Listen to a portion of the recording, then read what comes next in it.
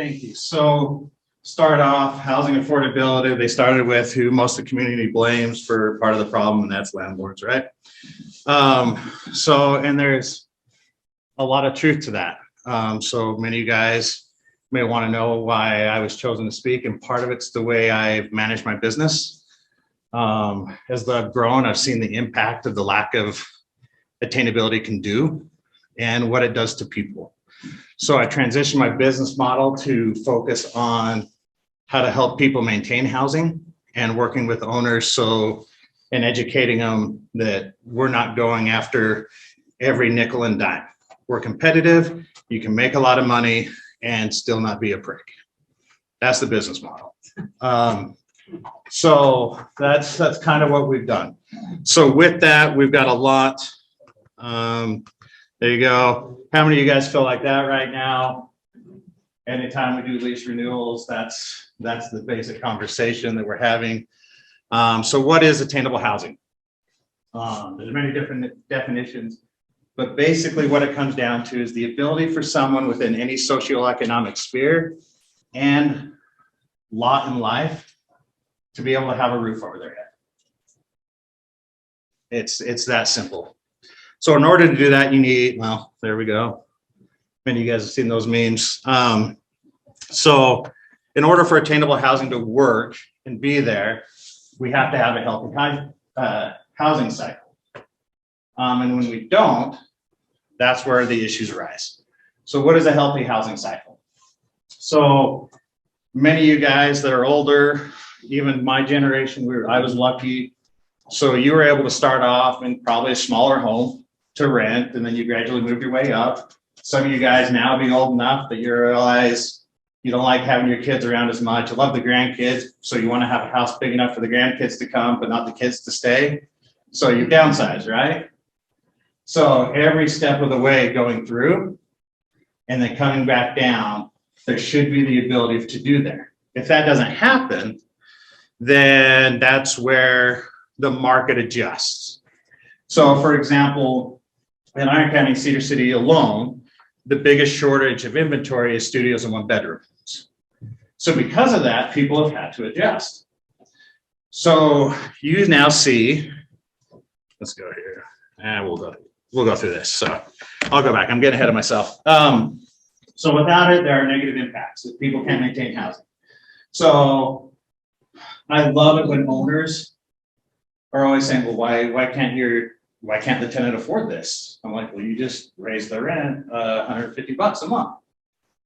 They were excited because they got a raise that's now taken up. And well, why can't they save for emergencies? Because they need a roof over their head, right? So that's one of the damages. And we wonder why more and more people, younger and younger, are struggling with finances. Challenges for employer recruitment. We've talked to businesses that are like, sweet, I want to be there, but I can't necessarily afford to pay my employee what they need to pay to be able to afford the housing. So it makes it less desirable for us to be able to relocate to. Obviously contributes to overall inflation. One of the things you hear about now, a lot of, is the increase in income disparity and wealth transfer. Because people aren't able to build themselves up. We've got an increase of homelessness and housing related burdens. I've served on the Care and Share board. I work a lot with Canyon Creek. I've worked with a few futures with the youth homeless shelter that's coming in. And when I was on the board, you know, Peggy and I used to always just tell people, right, we have homelessness here. It's not visible, but trust us, right? Now everyone's like, where did they come from? Like, they're like, what happened? Well, we decided that we didn't want to fix our housing problem, let the cycle just continue to get worse and worse and worse. And then the worst part, and I see this time and time again, and this is what's sad, and I'm going to piss some people off for saying it, but it's absolutely 100% true.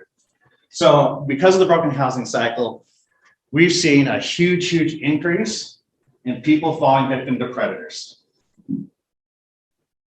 I can give example after example after example where those people should burn in hell. Absolutely 100%, some of the stuff that's doing. But people are desperate. I mean, what else are they going to do? As I've talked to more and more of these people, and you hear their stories, you're like, I don't know if I would have made a different decision if I was in your situation. It's not the right decision. Like, it obviously didn't work out, but I totally 100% get where you're coming from, and it makes sense. Now, the societal impact. So because of all this, I mean, we live in a pretty conservative community, right? I think, I won't ask for the raise of hands, but most people are like, the less government we have, the better.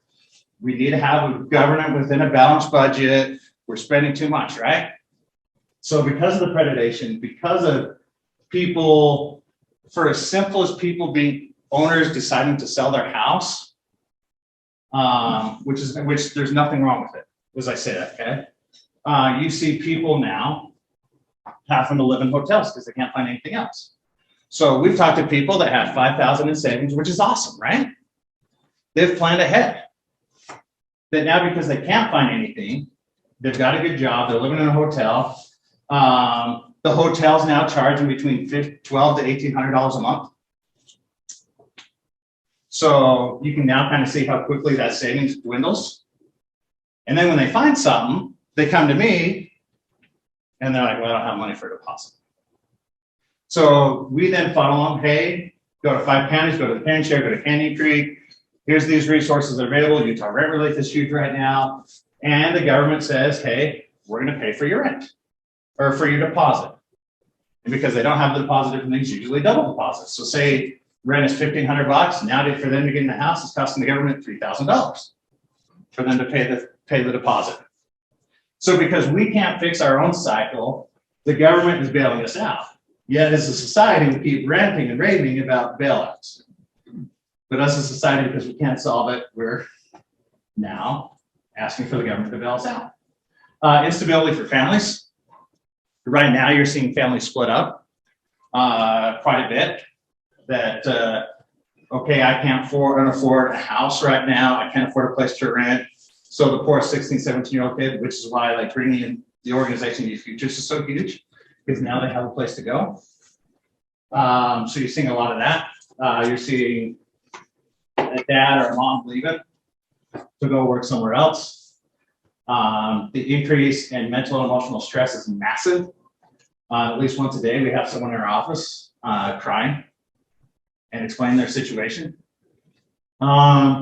And then all these impact the community. It impacts our workforce, because if you're stressed on how you're going to pay your rent, or you're really going to be focused on, how well you're doing in your job. It impacts it because all these organizations, our businesses now, they don't have as much money to spend, to go out to eat, to do any of that. So it's a huge, huge damaging thing. And if you look at the bottom right-hand corner, everything says just housing matters. So anything you get out of this, just know that this is absolutely essential to everything our community needs and as we build in the future. That's that. So if you have any questions, you can save it for the panel, or you can pull me afterwards, but thank you guys so much. I think it's Dallas now. He's going to make zoning entertaining.